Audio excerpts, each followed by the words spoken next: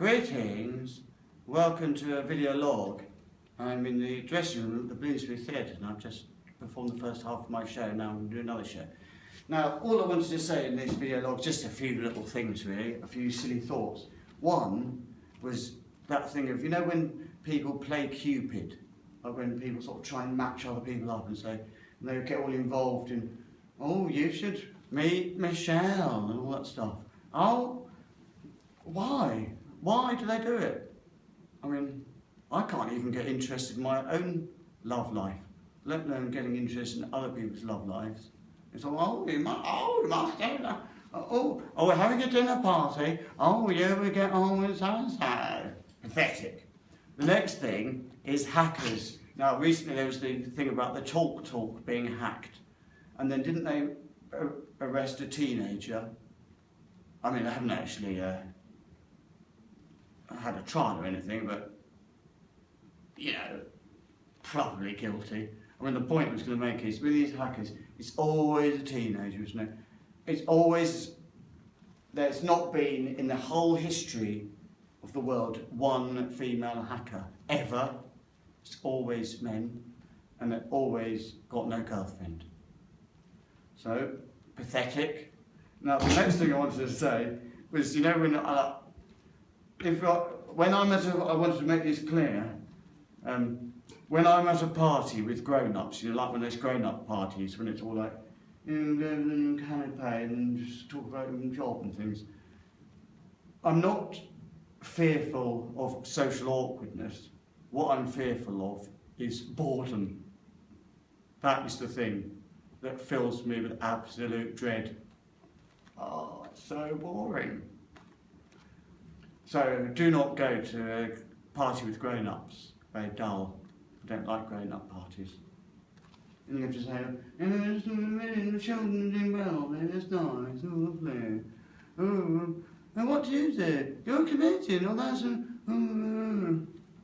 don't know why I was doing it in the style of Bruce Forsyth, but that's just by chance. Anyway, oh yeah, this is another thing, and you mustn't misinterpret this, but you know when, well maybe you don't, because most people probably won't know what I'm talking about, but when there's a classical piece of music, and maybe it's in maybe 4 movements, you always get one idiot who maybe claps at the end of the 3rd movement when it's not over. Like, and so what I wanted to say was, pig ignorant. Now, not in the way you might think. I'm not saying it in a snooty kind of, oh, you should know the piece.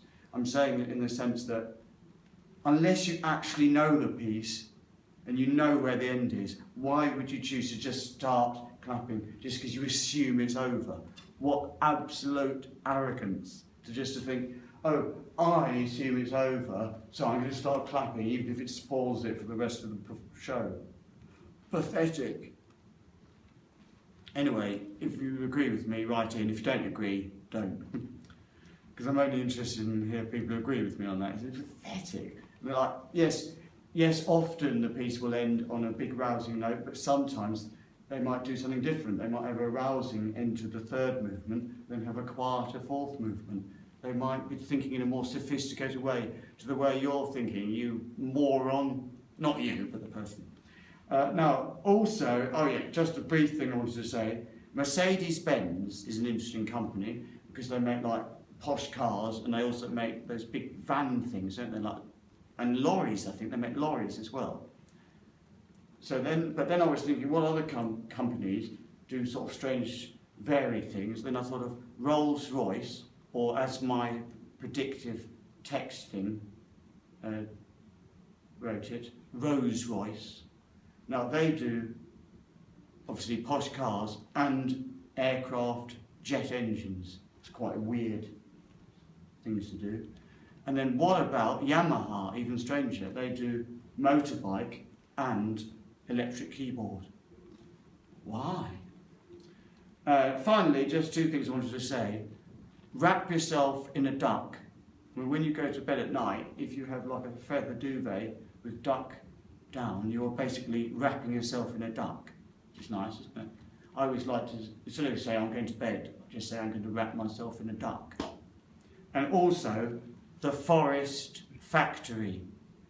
What is made in the forest factory? A few acorns, a couple of pine cones, and about 3 blackcurrants. Pathetic. The forest factory. A blackberry and a few leaves. The forest factory. Oh, and obviously massive amounts of oxygen.